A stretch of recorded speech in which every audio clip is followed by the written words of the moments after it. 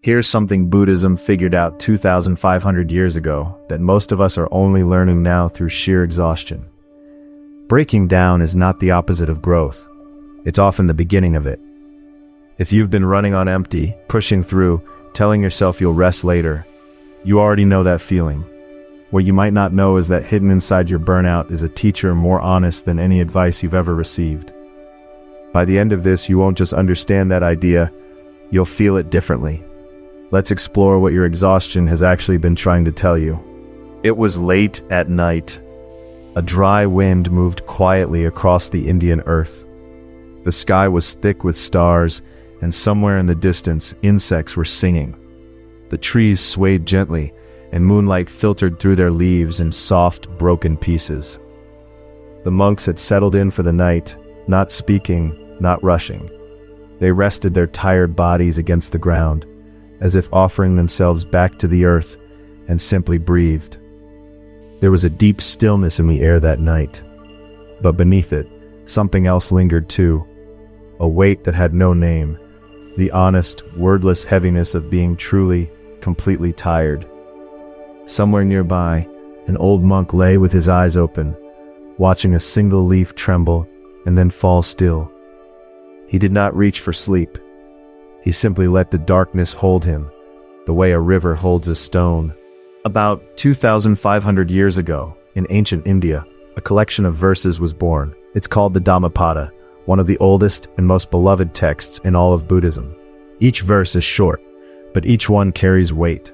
Like stars in a dark sky, small and full of light, the very first verse reads like this: "The mind is the forerunner of all actions. The mind is chief. Everything is made by the mind. If one speaks or acts with a troubled mind, suffering follows, as the wheel follows the hoof of an ox." And the verse that comes right after: "The mind is the forerunner of all actions. The mind is chief. Everything is made by the mind. If one speaks or acts with a clear mind, happiness follows, like a shadow that never departs." Two verses, side by side. One leads to suffering, one leads to happiness. And the only difference between them, the state of your mind. One day a young monk came to the Buddha. He had been practicing for a long time, pushing himself hard, sleeping barely at all, eating as little as possible, driving his body to the edge because he believed that was the way to awakening. But that day, he sat down in front of the Buddha, looked at the floor and said quietly, "I can't go on. My body and my mind, they've reached their limit. Maybe I'm just not cut out for this." The Buddha looked at him without judgment, not to scold him, not to encourage him, just to receive, quietly, the weight the young man was carrying. After a moment, the Buddha asked, "Before you became a monk, I heard you played the lute. Tell me, when does a lute make the most beautiful sound?" The young monk looked up a little surprised. "When the strings are not too tight and not too loose, when they're tuned just right." "Yes," said the Buddha. "Tighten the string too much and it snaps. Leave it too loose and it makes no sound at all. Your practice is the same. Your mind is the same. You've pulled the string too tight. Right now what you need is to rest. That isn't weakness. It's how you bring the music back." The young monk sat in silence for a long moment. He had been bracing for disappointment, for judgment, for the words "you've failed." Instead, what came back to him was, "It's okay to rest." Slowly, quietly, tears filled his eyes. What the Buddha wanted that young monk to understand is woven into the very heart of the Dhammapada. The mind is the forerunner of all actions.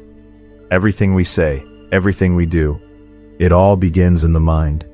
When that mind is exhausted and fraying at the edges, and we keep forcing words out of it, keep forcing action out of it, we're not building strength, we're stacking damage.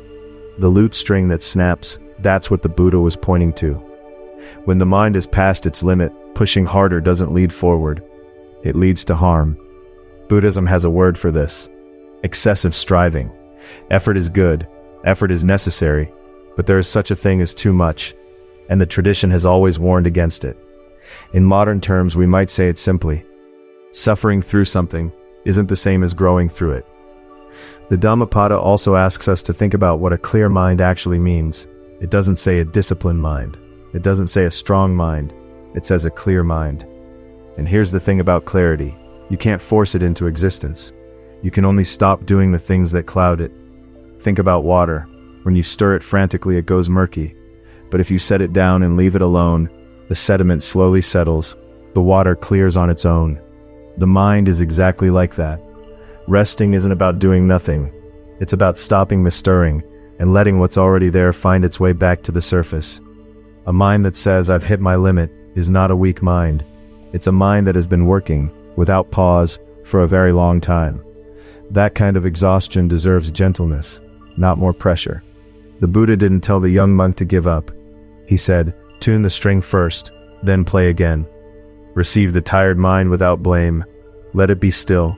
That's where the real forward movement begins.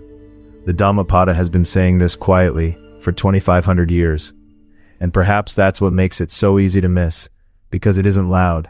It doesn't announce itself the way striving does. A monk once told me that he spent 3 years reading that text before he finally stopped reading it long enough to hear it.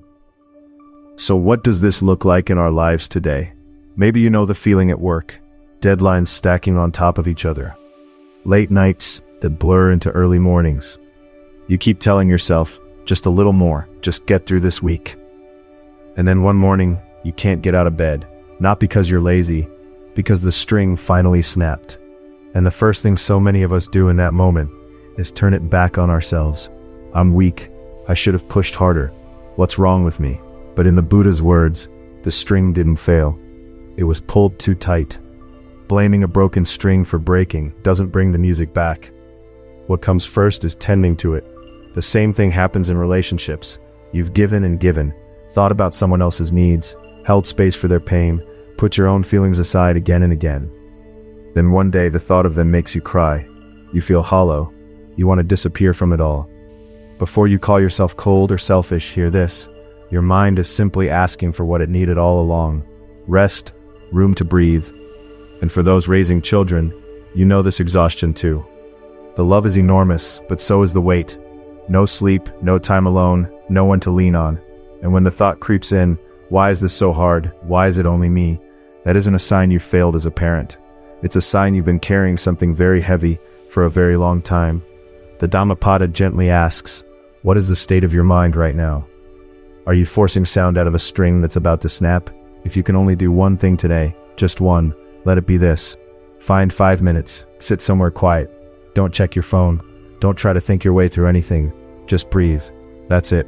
The clear mind the Dhammapada speaks of doesn't arrive all at once. It comes back slowly in small moments of stillness. You don't have to fix everything today. You don't have to let go of everything. Just loosen the string. A little. Just for now. And sometimes that looks like stepping outside and noticing the afternoon light on a wall, or making tea slowly without rushing the kettle. Small things, but they are not nothing. When the heart feels close to breaking, it helps to understand why suffering visits us at all. And we explored that very question in a previous teaching.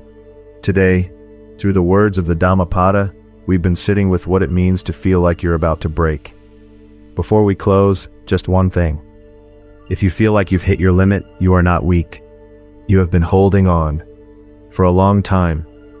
You've kept the string taut, kept playing, kept going. And the string is simply tired. The Buddha didn't tell that young monk to give up. He said rest.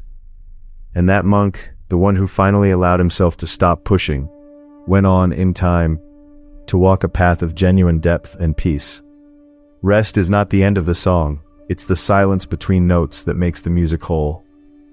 The Dhammapada is still here, 2,500 years later, finding its way to people who need it. Still saying quietly, your mind is here. It matters. It deserves care. If any part of today's words reached you, if something in here felt like it was meant for you, then I'm glad you stayed. Please be gentle with yourself, and thank you, truly, for being here today. There is an old story of a woman who walked to the monastery every day for a year, convinced she was unworthy to enter. One morning, the abbess simply opened the gate before she could turn back, and said, "You've already been practicing. All that walking, all that returning, it counted. So did today. So does every moment you chose not to give up, even when you didn't call it courage. Go gently now, and know that the path is already beneath your feet."